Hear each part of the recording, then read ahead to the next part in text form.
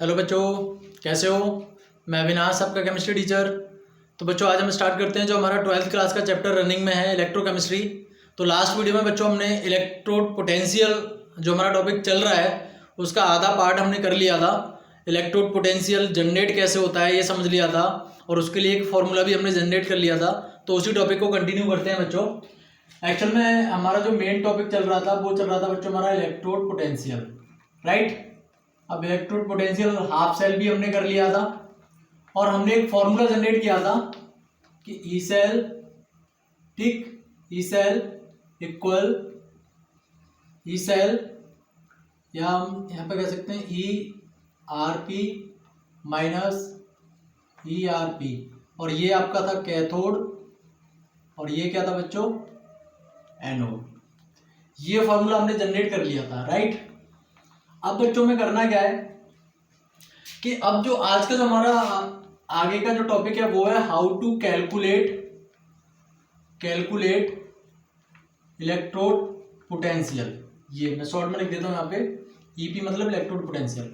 How to calculate electrode potential, ये तो हमने निकाल लिया था फॉर्मूला, बट अगर हम इलेक्ट्रोड पोटेंशियल को कैलकुलेट करना है तो बच्चों हम किस तरह से करेंगे, अब ये टॉपिक है हमारा।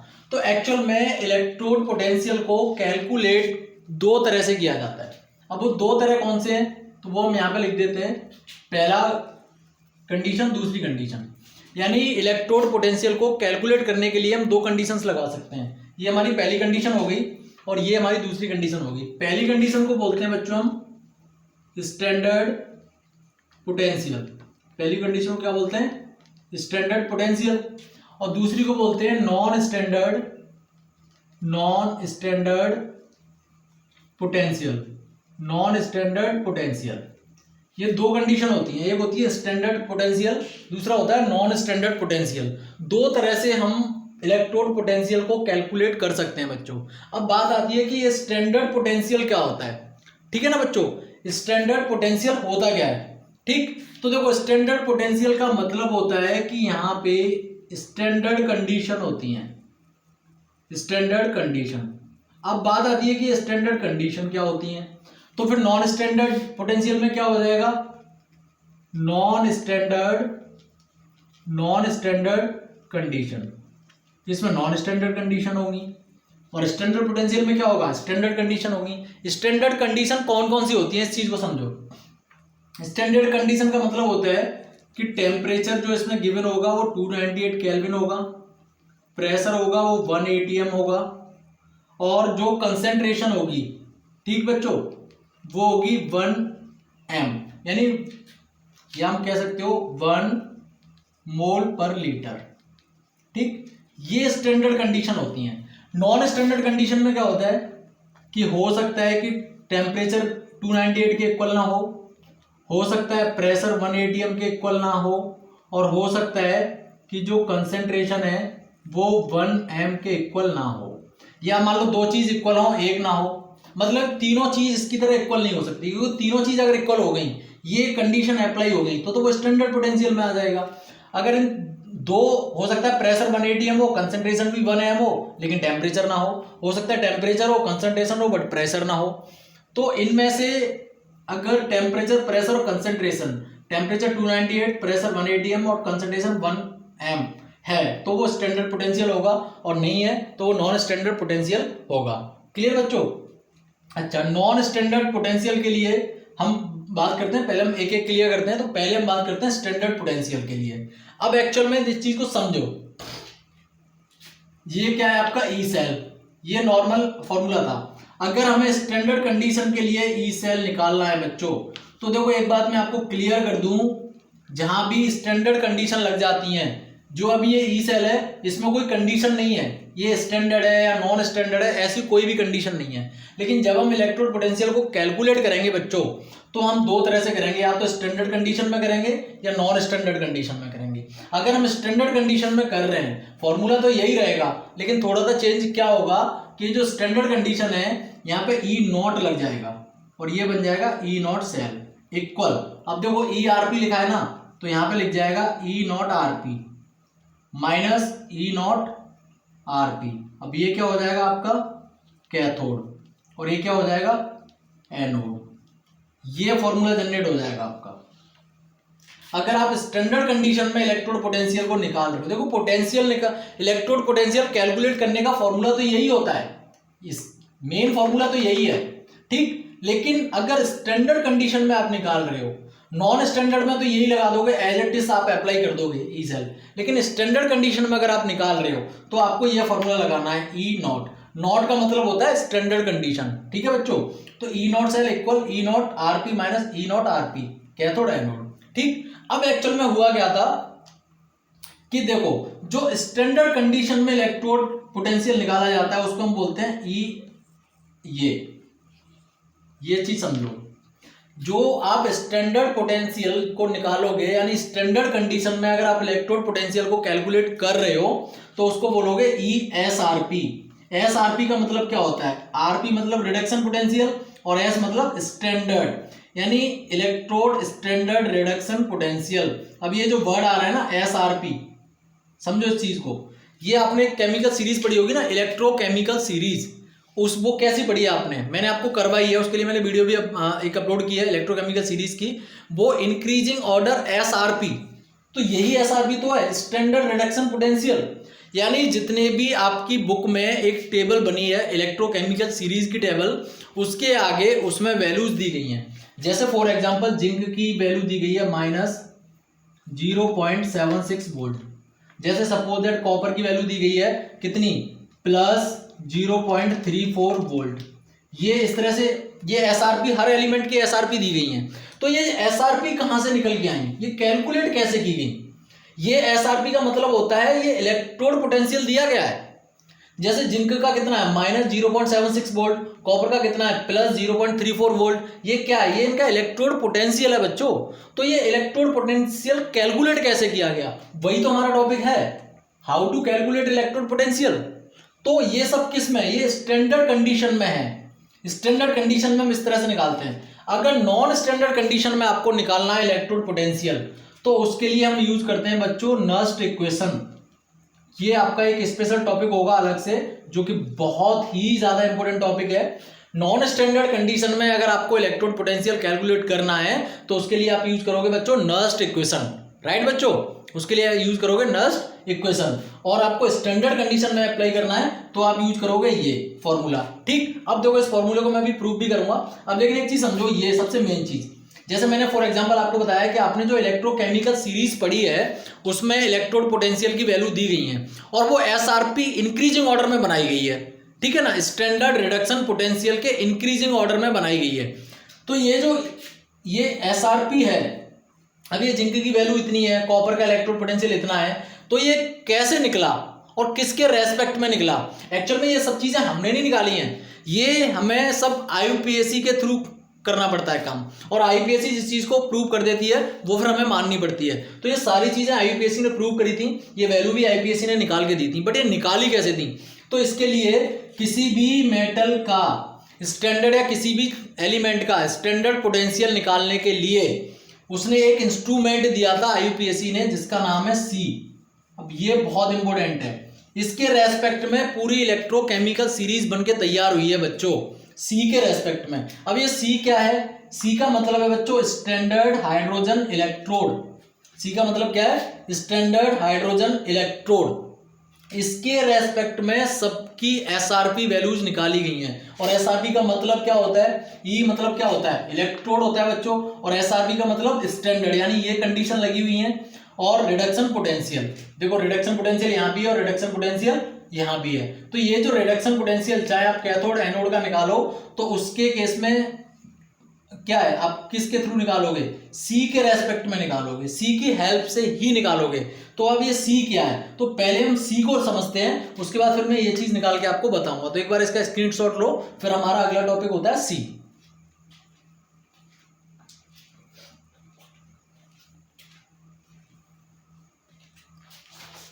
ओके बच्चों, तो अब हम चलते हैं सी की तरफ कि एक्चुअल में ये सी जो टॉपिक है ये क्या टॉपिक है, और ये सी मतलब कहां से निकला, किस तरह से निकला। तो साइंटिस्ट ने क्या किया था, देखो अब एक चीज समझो, हम किसी भी चीज की वैल्यू निकालते हैं तो हमेशा हम किसी न किसी के रेस्पेक्ट में निकालते हैं। आप किसी भी एलिमेंट का इलेक्ट्रोड पोटेंशियल निकालोगे तो किसी न किसी के रेस्पेक्ट में ही तो निकालोगे। जैसे फॉर एग्जांपल समझो, जैसे आप मार्केट में आप चीनी लेने गए तो शॉपकीपर ने आपको 1 kg चीनी दे दी, यानी 1 किलो चीनी दे दी उसने।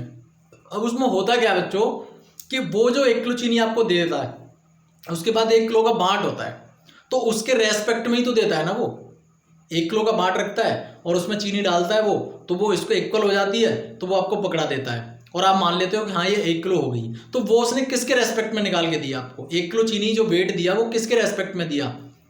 1 किलो बांट के रेस्पेक्ट में दिया ना। अब बांट कोई आसमान से तो टपका नहीं है, वो भी तो ह्यूमन मेड ही है ना, हमने बनाया है ना, तो हम उसके रेस्पेक्ट में ही मान रहे हैं। यानी बेटा आपको बता दूं कि केमिस्ट्री के अंदर कोई भी चीज़ ना एक्यूरेट नहीं निकलती, कभी भी एक्यूरेट वैल्यू नहीं निकलती किसी चीज़ की, हमेशा इसकी वैल्यू रेस्पेक्टिव ही निकलती है, किसी न किसी के रेस्पेक्ट में ही निकाली जाती है, एक्यूरेट वैल्यू नहीं निकलती।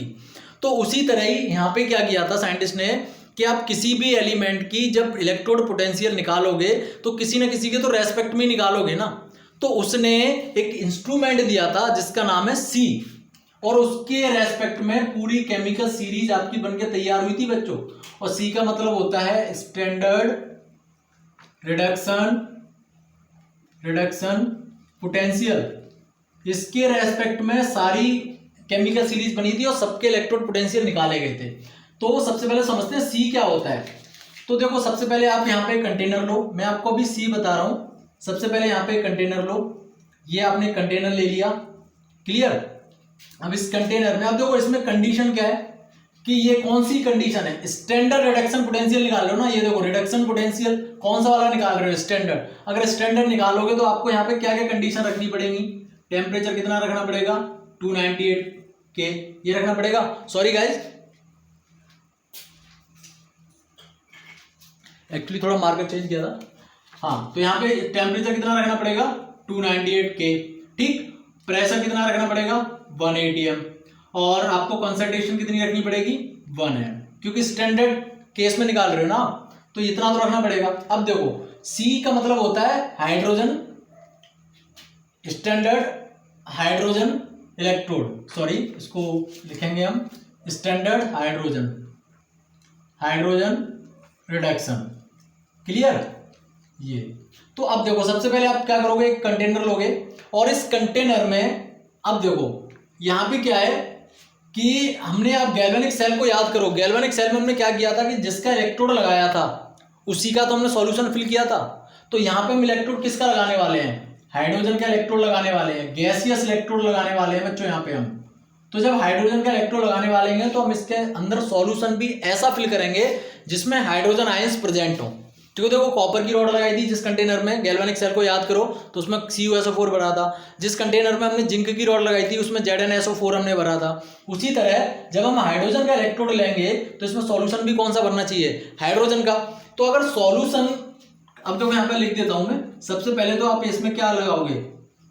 गैसियस इलेक्ट्रोड लगाओगे, राइट बच्चों, गैसियस इलेक्ट्रोड। अब गैसियस इलेक्ट्रोड किसका होगा? हाइड्रोजन गैस का होगा। दूसरी चीज, अब इसमें जो सॉल्यूशन आप फिल करोगे, आपने सॉल्यूशन इसमें भर दिया, तो ये सॉल्यूशन कैसा होना चाहिए? जब आपने इलेक्ट्रोड कैसा लगाया है? हाइड्रोजन का, तो सॉल्यूशन भी किसका होना चाहिए? हाइड्रोजन का। तो मतलब अब हाइड्रोजन का मतलब है कि हम कोई ऐसा सॉल्यूशन बढ़ाएंगे जिसमें H पॉजिटिव आयन हो, और जिसमें भी H पॉजिटिव आयन होते हैं वो चीज कैसी होती है बच्चों? एसिडिक। तो मतलब इसमें जो सॉल्यूशन आप भरोगे वो बाई नेचर कैसा होगा? एसिडिक सॉल्यूशन होगा। तो सपोज करो आपने इसमें भर दिया HCl। अब HCl क्या है? H पॉजिटिव है। और उसके बाद क्लियर, उसके बाद देखो यहाँ पे टेम्परेचर, प्रेशर, ये सारे आपने इतने मेंटेन रख दिए, कंडीशंस हो गई। उसके बाद क्या किया आपने यहाँ पे कि इसमें एक ये आपने एक चैम्बर लगा दिया यहाँ पे, ठीक है ना, ये, और ये थोड़ा सा स्पेस छोड़ दिया और ये चैम्बर लगा दिया, इसको बीच में से साफ कर देते हैं इसको, ये चैम्बर लगा दिया, क्लियर। अब ये चैम्बर को यहाँ पे स्पेस छोड़ा किस लिए? जिससे आप इसके अंदर H2 गैस को पास करा सको। अब इस गैस का प्रेशर कितना है? 1 atm। और इस सॉल्यूशन की कंसंट्रेशन कितनी है? 1 m। और इसका टेम्परेचर कितना है? 298 केल्विन, ठीक है। अब देखो इसमें क्या होगा कि आपको यहाँ पे कंडक्टेंस भी कराना है, तो उसके लिए आप क्या करोगे? यहाँ पे एक पीस लगाओगे, छोटा सा टुकड़ा लगाओगे, किसका? प्लेटिनम का लगाया था साइंटिस्ट ने, प्लेटिनम का एक छोटा सा टुकड़ा लगाया था। और प्लेटिनम का टुकड़ा यहाँ पे क्या काम करेगा, ये कंडक्टेंस की तरह काम करेगा, ठीक है, किसमें, सॉल्यूशन और गैस के बीच में जो कंडक्टेंस होगा उसको मेंटेन करेगा यहाँ पे, ये प्लेटिनम का जो टुकड़ा यहाँ पे लगा है, ठीक है। उसके बाद क्या किया कि इसमें एक वायर लगा दिया आपने, ये वायर आप किसी भी मेटल का ले सकते हो, आयरन का, कॉपर का, किसी का भी, ये वायर आपने लगा दिया और वायर हो गया यहाँ पे कॉपर का या आयरन का, गोल्ड का, सिल्वर का, किसी का भी ले लो, मान लो कॉपर का वायर है, ये वायर यहाँ पे लगा दिया, H2 गैस इधर से फिल कर दी और ये प्लेटिनम का एक छोटा सा पीस लगाया है। ये क्या करेगा, ये एक कंडक्टेंस की तरह काम करेगा, इस सॉल्यूशन और इस गैस के बीच में एक कंडक्टेंस की तरह काम करेगा। समझ में आ गई बात, ये प्लेटिनम का वायर, ये सारा कुछ। अब इसके बाद क्या हुआ था कि यहाँ पे एक वैल्यू ऑब्जर्व की गई, ये ऑब्जर्व एक्सपेरिमेंटली वैल्यू है जो आईपीएससी ने डिसाइड करी थी, और जो चीज आईपीएससी ने डिसाइड कर दी वो हमें माननी पड़ेगी बच्चों। तो आईपीएससी ने यहाँ पे क्या डिसाइड किया कि यहाँ पे चेक किया ESRP, इसकी SRP जब निकाली गई थी, ESRP जब इसकी निकाली गई थी बच्चों, तो यहाँ पे देखो इसकी जो ESRP दोनों केस में EOP यानी इसका ऑक्सीडेशन पोटेंशियल भी चेक किया और इक्वल माइनस इसका रिडक्शन पोटेंशियल भी चेक किया। अब समझो, इसका इलेक्ट्रोड ऑक्सीडेशन पोटेंशियल भी चेक किया और इसका रिडक्शन पोटेंशियल भी चेक किया। याद करो, ये फॉर्मूला मैंने कराया था लास्ट वीडियो अगर आपने देख लियो तो, ठीक है। तो इस दोनों केस में इसकी जो वैल्यू थी वो थी 0.00 वोल्ट, ये निकल के आई थी, ये एक्सपेरिमेंटली वैल्यू है बच्चों, ये निकल के आई थी 0.00 वोल्ट। क्लियर, समझ में आ गई बात। ये था C, इसको बोलते हैं स्टैंडर्ड हाइड्रोजन रिडक्शन। इसको स्टैंडर्ड क्यों बोलते हैं, क्योंकि ये कंडीशन लगी हुई है। हाइड्रोजन का मतलब H2 गैस इसमें भरी है आपने, और H2 और हाइड्रोजन H वाला ही आपने क्या लिया इसमें, सॉल्यूशन। तो इलेक्ट्रोड आपने किसका लगाया है इसमें, हाइड्रोजन का, जो कि गैसियस इलेक्ट्रोड है। सॉल्यूशन कैसा है, एसिडिक, ठीक है। तो ये सारा बना के उसके बाद इसकी जो वैल्यू ऑब्जर्व की गई, जो एक्सपेरिमेंटली वैल्यू निकल के आई, वो कितनी आई, 0.00 वोल्ट, ये निकल के आई। जब ध्यान हो, आपको मैंने इलेक्ट्रोकेमिकल सीरीज पढ़ाई थी, तो हाइड्रोजन से ऊपर वाली जो चीजें थी वो कैसी थी, नेगेटिव, और हाइड्रोजन के नीचे वाली जो सीरीज चीजें थी वो कैसी थी, पॉजिटिव, यही थी ना। तो हाइड्रोजन की SRP वैल्यू क्या होती है, electrode standard reduction potential hydrogen का कितना होता है, 0.00 वोल्ट। तो इसके जब ऊपर जाओगे तो नेगेटिव वैल्यू हो जाएगी, सिंपल सी बात है, और इसके जब नीचे आओगे तो वैल्यू कैसी होगी, पॉजिटिव होती चली जाएगी। मान लो ये हाइड्रोजन है, अब इसके ऊपर जाओगे तो वैल्यू, अब इसकी वैल्यू क्या है, 0, इसके ऊपर जाओगे तो वैल्यू कैसी आएगी, माइनस, इसके नीचे आओगे तो वैल्यू कैसी आ जाएगी, पॉजिटिव। तो यही तो केमिकल सीरीज में करवाया था मैंने आपको, मैंने इंक्रीजिंग ऑर्डर में लिखवाया था ना स्टैंडर्ड रिडक्शन पोटेंशियल। आप अपनी बुक में भी इलेक्ट्रोकेमिकल सीरीज बनी है, जब उसको देखोगे तो हाइड्रोजन से ऊपर वाली जितनी भी SRP वैल्यू है वो सारी नेगेटिव होगी, और नीचे वाली जितनी वैल्यू है वो सारी कैसी होंगी, पॉजिटिव। क्लियर बच्चों, यहां तक क्लियर हो गया। इसका स्क्रीनशॉट ले लो, फिर मैं आपको ये प्रूव करके बताता हूं कि जैसे जिंक की जो निकल के आई थी वो -0.76 वोल्ट कैसे निकली। अब जैसे फॉर एग्जांपल कॉपर की +0.34 वोल्ट कैसे निकली, ये SRP वैल्यूज पता कैसे चलेगी, ठीक है। तो इसका स्क्रीनशॉट लो, फिर मैं आगे बताता हूं।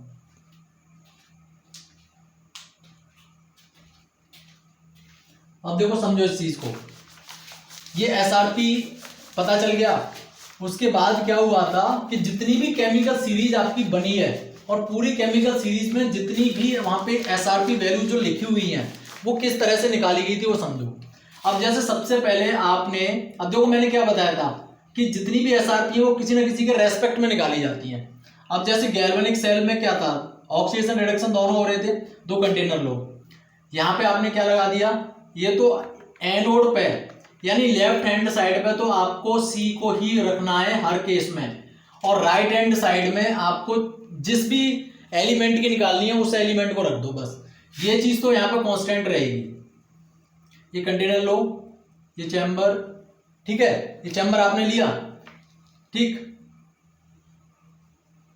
और इसको यहाँ पे आपने क्या किया, एक प्लेटिनम का वायर लगा दिया। क्लियर, ये कट कर दिया, यहाँ पे प्लेटिनम का पीस लगा दिया, और इसके अंदर आपने हाइड्रोजन गैस जो अभी तुरंत बनाई है वैसे ही बनाना है, और ये HCl का सॉल्यूशन है। ये तो आपकी क्या है, C है। अब जैसे मान लो हमें जिंक की निकालनी है, ठीक है, कि जिंक की SRP कितनी होगी, तो यहाँ पे कंटेनर लगाओ और इसमें क्या करो, अब जिंक का इलेक्ट्रोड पुट करो।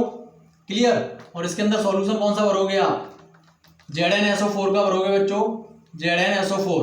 क्लियर, अब क्या करो, ये जिंक है, अब इसको यहाँ पे और यहाँ पे आप लगा दो क्या, वोल्ट मीटर, क्योंकि सारी एसआरपी किस में है, वोल्ट में ही तो है बच्चों। तो यहाँ पे वोल्ट मीटर लगा के इसको कनेक्ट कर दो। देखो गैल्वेनिक सेल प्रिपेयर हो गई। अब इसकी एसआरपी कितनी है, 0.0।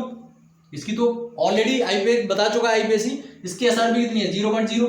तो जैसे ही अब ये यहाँ पे इलेक्ट्रॉन्स फ्लो करेंगे, यानी करंट जब फ्लो होगा यहाँ पे, जैसे हमने गैल्वेनिक सेल में क्या किया था समझो, यहाँ पे बल्ब लगाया था, तो जब करंट फ्लो हो रहा था बल्ब ग्लो कर रहा था, और यहाँ पे आप क्या लगा दो, सॉल्ट ब्रिज लगा दो। क्यों, क्योंकि भैया आपको इसकी न्यूट्रलिटी भी तो मेंटेन करनी है, वरना सेल काम ही नहीं करेगी। तो जब ये करंट यहाँ से फ्लो करेगा और ये इधर जाएगा, तो यहाँ पे वोल्ट मीटर लगा रखा है। अब वोल्ट मीटर, ये जो वोल्ट मीटर है ये नेगेटिव पॉजिटिव कुछ भी वैल्यू दिखा सकता है। तो ये जो वैल्यू दिखाएगा वही उसकी एसआरपी वैल्यू होगी। जो एलिमेंट आपने यहाँ लिया है ना, मान लो किसी की भी एसआरपी आपको पता करनी है, अब जैसे जिंक की आपको पता करनी है, तो साइंटिस्ट ने क्या किया था, ये एक्सपेरिमेंटली वैल्यू पे एसआरपी बनाई गई है। जो केमिकल सीरीज बनाई गई है वो एक्सपेरिमेंटली वैल्यू पे बनाई गई है बच्चों। तो ये वोल्ट मीटर लगा दिया और इसमें करंट जब फ्लो करा, तो अब यहाँ पे इस वोल्ट मीटर ने इसकी वैल्यू कितनी दिखाई, माइनस में दिखाई कितनी, 0.76 वोल्ट, ये वैल्यू दिखाई, ये एक्सपेरिमेंटली वैल्यू है। तो ये साइंटिस्ट ने फिक्स कर दी कि जिंक का इलेक्ट्रोड पोटेंशियल कितना होता है, 0.76 वोल्ट होता है माइनस में, दैट्स इट।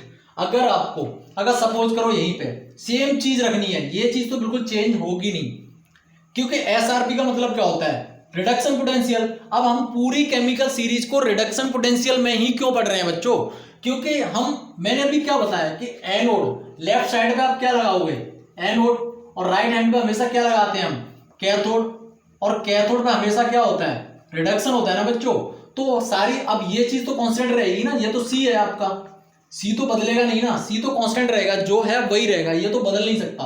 आपको जिस भी एलिमेंट की एसआरपी निकालनी है उस एलिमेंट को यहां पुट करते चले जाओ। तो सारे एलिमेंट आप कहां पुट कर रहे हो, कैथोड भी तो पुट कर रहे हो बच्चों, और कैथोड पे हमेशा क्या होता है, रिडक्शन होता है। और कौन सी कंडीशन में रख रहे हो, स्टैंडर्ड कंडीशन में। तो यहां पे क्या हो रहा है, स्टैंडर्ड रिडक्शन पोटेंशियल, तभी तो सब सारी वैल्यू किससे कनेक्ट हो रही है, एसआरपी से कनेक्ट हो रही है ना बच्चों। क्योंकि अभी स्टार्टिंग में मैंने आपको क्या बताया था, ईएसआरपी, इलेक्ट्रोड स्टैंडर्ड रिडक्शन पोटेंशियल। तो सारी केमिकल सीरीज जो बनी है वो किस में बनी है, स्टैंडर्ड रिडक्शन पोटेंशियल भी तो बनी है बच्चों। क्योंकि हम अब जैसे मान लो आपको कॉपर की निकालनी है, तो यहाँ पे क्या करो, आप कॉपर लगा दो, कॉपर का इलेक्ट्रोड लगा दो, और इसके अंदर सॉल्यूशन किसका भर दो, कॉपर का भर दो, फिर करंट पास कराओ, फिर यहाँ वोल्ट मीटर कोई ना कोई रीडिंग दिखाएगा। तो कॉपर के केस में यहाँ पे जो वोल्ट मीटर ने रीडिंग दिखाई थी बच्चों, वो दिखाई थी पॉजिटिव 0.34 वोल्ट। तो ये इसकी एसआरपी मान ली गई कि कॉपर की एसआरपी कितनी है, इतनी। तो पूरी केमिकल सीरीज जो बनी है वो इसी तरह बनी है बच्चों। हर एक एलिमेंट को यहाँ पुट किया गया है और फिर वोल्ट मीटर में चेक किया गया, फिर एलिमेंट को पुट किया, फिर वोल्ट मीटर को चेक किया। तो उसके बाद सभी एलिमेंट्स की एसआरपी वैल्यू साइंटिस्ट ने कैलकुलेट कर ली इसकी हेल्प से। तो किसकी हेल्प से उसने एसआरपी वैल्यू कैलकुलेट की बच्चों, सी की हेल्प से तो की ना। सबकी एसआरपी वैल्यू कहां से निकल के आई, सी की हेल्प से निकल के आई ना बच्चों। क्लियर, तो समझ में आ गया ना आपको। अब कॉपर की इतनी है जो एक्सपेरिमेंटली वैल्यू है, जो हमें यहां से वोल्ट मीटर ने बता दी। जिंक की इतनी है, हमें यहां से बता दी। तो इसी से ही तो आपकी पूरी केमिकल सीरीज डिपेंड है बच्चों। समझ में आ गई बात, ठीक। अब देखो स्टैंडर्ड कंडीशन में अगर आपको रिडक्शन पोटेंशियल पता करना है तो आप कैसे करोगे, ये फॉर्मूला आपको ध्यान रखना है, E naught cell equal E naught cathode minus E naught anode. ये फॉर्मूला आपको ध्यान रखना है स्टैंडर्ड कंडीशन में अगर आपको इलेक्ट्रोड पोटेंशियल कैलकुलेट करना है तो। अभी मैं एक न्यूमेरिकल भी सॉल्व करके बताऊंगा। E naught cell equal E naught cathode minus E naught anode. Clear, SRP समझ आ गई ना आपको, इलेक्ट्रोकेमिकल सीरीज समझ आ गई। इलेक्ट्रोकेमिकल सीरीज किस पॉइंट ऑफ व्यू से बनाई गई है और उसकी जो वैल्यूज है वो किस तरह से निकाली गई हैं। क्लियर, तो इसका स्क्रीनशॉट ले लो, फिर मैं आपको एक न्यूमेरिकल कराता हूं, तो अच्छे से ये फॉर्मूला को यूज करके बताता हूं।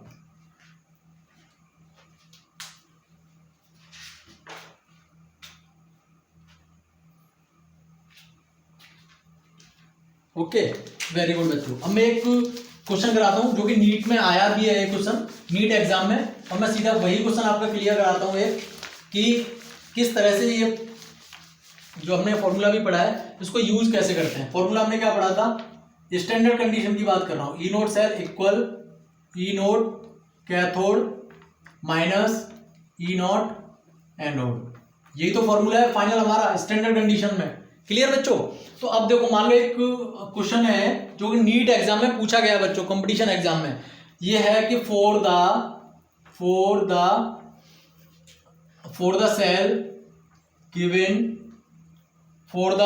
सेल गिवन एज, अब क्या गिवन है कि Ag और Ag2 पॉजिटिव। क्लियर बच्चों? या फिर यहां पे Ag पॉजिटिव और उसके बाद Cu2 पॉजिटिव और ये है Cu। अब ये है, अब इसमें वो बोल रहा है कि फाइंड आउट, ये रिप्रेजेंटेशन मैंने बताया था ना आपका गैल्वेनिक सेल का, वही है ये। Find out E naught cell, अब ये एक सेल है, इसमें आपको ई नॉट सेल निकालना है। अब देखो ऑप्शन कौन कौन से हैं। पहला ऑप्शन यहां पे दिया है x+2y, दूसरा ऑप्शन है x+y, तीसरा ऑप्शन है y-x, ठीक है, और फोर्थ ऑप्शन है बच्चों आपका y-2x। ये चार ऑप्शन है। ये क्वेश्चन आया था नीट एग्जाम में, ठीक है। अब आपको सॉल्व करना है। वो पूछ क्या रहा है, ई नॉट सेल पूछ रहा है, बस स्टैंडर्ड कंडीशन है, सीधी सी बात है, ये सेल है। अब कुछ नहीं करना है आपको, यहाँ पे सिंपल सी बात है, आपको यहाँ पे सिर्फ ये पता करना है कि कैथोड क्या और एनोड क्या है, बस। बहुत सिंपल सवाल है, कैथोड और एनोड पता करना है, आपको पता चल जाएगा। अब देखो यहाँ पे Ag किस में कन्वर्ट हो रहा है, Ag प्लस में कन्वर्ट हो रहा है। देखो Ag से वो किस में कन्वर्ट हो रहा है, Ag प्लस में, और Cu2 पॉजिटिव से कन्वर्ट हो रहा है किस में, Cu में। इसका मतलब क्या हुआ कि इस पोल पे क्या हो रहा है। और देखो मैं आपको सीधे भी बता चुका हूं, कंपटीशन में बहुत बड़े क्वेश्चन नहीं आते, वो छोटे क्वेश्चन आते हैं, लेकिन वो थोड़े घुमा दिए जाते हैं। अगर आपने थोड़ा सा दिमाग लगा लिया तो बहुत ईजी हो जाता है। मैंने आपको रिप्रेजेंटेशन भी बताया था कि इस तरफ राइट हैंड साइड में हमेशा क्या लिखते हैं हम, कैथोड ही तो लिखते हैं, ठीक बच्चों।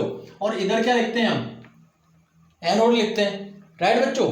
अच्छा यहाँ पे गिवन है, जो ई नॉट सेल है ना वो गिवन है बच्चों, ये चीज भी समझो थोड़ा सा। ई नॉट सेल, अब देखो यहाँ पे, चलो उसने रिएक्शन भी दे दिया, मैं और इजी कर देता हूं। उसने रिएक्शन दे दिया, क्या रिएक्शन दिया उसने कि Ag, ठीक है, अब ये क्या कर रही है, Ag पॉजिटिव में कन्वर्ट हो रही है और एक इलेक्ट्रॉन को लूज कर रही है, और इसकी जो E naught cell E naught दी है वो दी है यहाँ पे X, ठीक है। और यहाँ पे Cu2 पॉजिटिव से 2 इलेक्ट्रॉन गेन करके ये कन्वर्ट हो रहा है Cu में, और इसकी ई नॉट दी है बच्चों बाई। चलो मैंने और इजी कर दिया, ये रिएक्शन भी दे दिया, ठीक। ये पूरा क्वेश्चन ये हो गया। अब वो पूछ रहा है कि इसमें बताओ, तो आपको पता चल गया। इसमें Ag देखो, एक इलेक्ट्रॉन लूज हो रहा है, मतलब यहाँ पे क्या हो रहा है, ऑक्सीडेशन। और ऑक्सीडेशन हमेशा कौन सी पोल पे होता है, एनोड पे होता है बच्चों। तो ये आपकी कौन सी पोल हो गई, एनोड। और ये फिर ये कौन सी हो जाएगी, कॉपर 2 इलेक्ट्रॉन गेन कर रहा है, मतलब रिडक्शन हो रहा है। रिडक्शन कहाँ होता है, कैथोड पे होता है, सिंपल सी बात है। फॉर्मूला क्या है, अब वो ई नॉट सेल पूछ रहा है, तो ई नॉट सेल इक्वल, अब देखो E naught cathode minus E naught anode. Cathode कौन सा है इसमें, ये वाला, इसकी वैल्यू कितनी है, y, तो y लगाओ यहाँ पे, माइनस एनोड कौन सा है, ये वाला, इसकी वैल्यू क्या है, x। तो ई नॉट सेल इक्वल क्या निकल के आया, y माइनस एक्स, ये तो निकला। ई नॉट सेल इक्वल क्या निकला, y माइनस एक्स। और देखो इसमें y माइनस एक्स कहाँ है, ये रहा, थर्ड ऑप्शन सही होगा इसका। क्लियर हो गया, बहुत सिंपल है, कुछ नहीं है, हो गया क्लियर। अगर ये ना गिवन हो तब भी ये वैल्यू तो गिवन होती है बच्चों, ये तो आपको मिलेगी, ठीक, तब भी आपका हो गया सॉल्व। समझ में आ गया। अब इसका स्क्रीनशॉट लो, उसके बाद एक क्वेश्चन और सॉल्व कराता हूं मैं।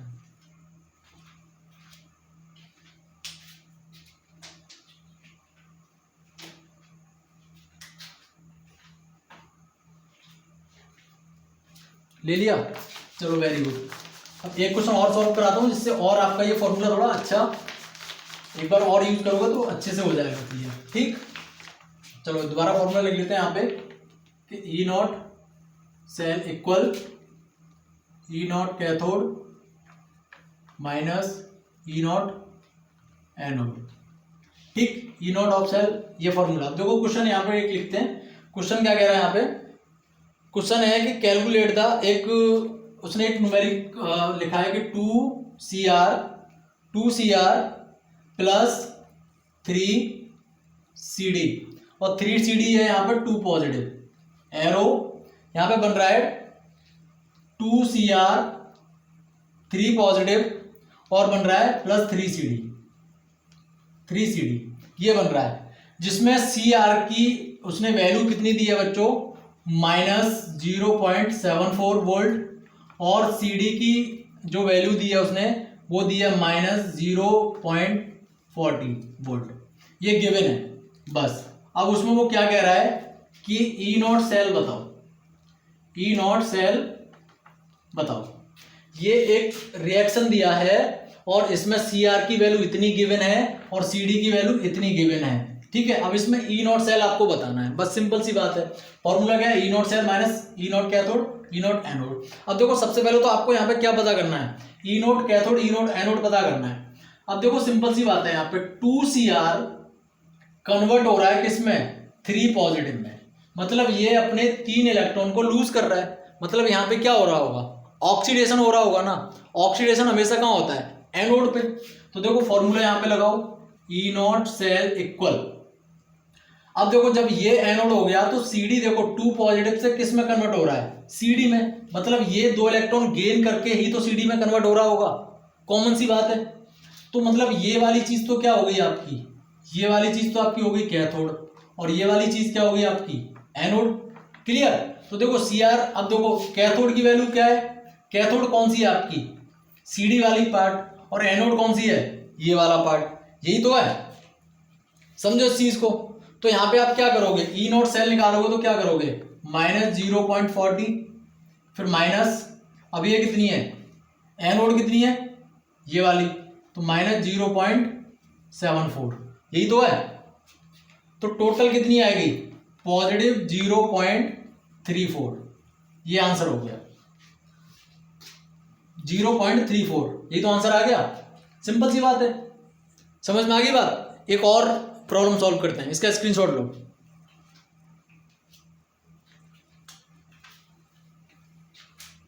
ले लिया। अब एक और इक्वेशन लिखते हैं यहाँ पे, उसका भी चेक करते हैं, और अच्छे से प्रैक्टिस हो जाएगी आपकी। तो मान लो अगला उसमें दे दिया कि Fe, क्वेश्चन दे दिया Fe2 positive plus Ag positive, clear, arrow Fe3 positive plus Ag, ये है। और Ag की जो वैल्यू दी है बच्चों वो दी है 0.80 वोल्ट, और Fe की जो वैल्यू दी है बच्चों वो दी है 0.77 वोल्ट, ठीक है, ये दी है, ये गिवन है। अब वो क्या कह रहा है कि find out E naught cell, इसको फाइंड आउट करो, बस ये है। अब आपको क्या करना है, इसमें कैथोड और एनोड को फाइंड आउट करना है कि कैथोड कौन सी है और एनोड कौन सी है। देखो ना यहाँ पे कैथोड और एनोड, देखो इस चीज को, कैथोड और एनोड कौन सी है यहाँ पे, ये सॉरी ये Ag होगा और ये पॉजिटिव होगा, ठीक है, ये है। अब देखो ये 2 प्लस से 3 प्लस में जा रहा है, नहीं, ये आपका है पॉजिटिव ही है और ये कुछ नहीं।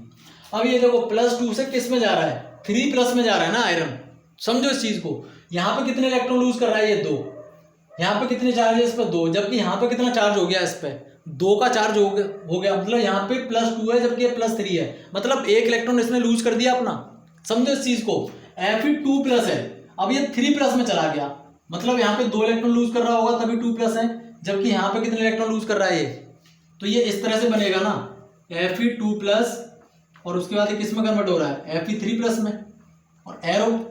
उसके बाद आप फिर क्या करोगे यहाँ पे, समझो Ag पॉजिटिव से किस में कन्वर्ट हो रहा है, Ag में। अब देखो रिप्रेजेंट कर दी ना सेल को, गैल्वेनिक सेल रिप्रेजेंट कर दी आपकी पूरी मैंने।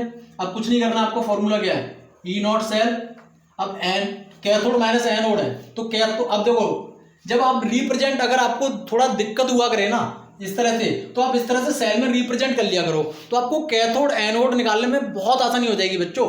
क्योंकि अब राइट हैंड वाली चीज क्या होती है, कैथोड, और इधर वाली चीज क्या होती है, एनोड। सिंपल सी बात है, कुछ दिमाग नहीं लगाना। तो ये चीज क्या होगी आपकी, कैथोड। तो देखो फॉर्मूला क्या होता है, E naught cathode minus E naught anode. तो कैथोड की वैल्यू क्या है, अब ये है, इसकी वैल्यू क्या है 0.80 माइनस, क्लियर बच्चों, माइनस। अब एनोड की वैल्यू कितनी है 0.77, यही तो है। तो इक्वल ई नोट सेल इक्वल कितना आएगा बच्चों 0.03 वोल्ट। आ गया आंसर, हो गया। ई नॉट सेल कितना आ गया 0.03 वोल्ट। हो गया क्लियर, खत्म कहानी। राइट बच्चों, तो एक बार इसका भी स्क्रीनशॉट ले लो।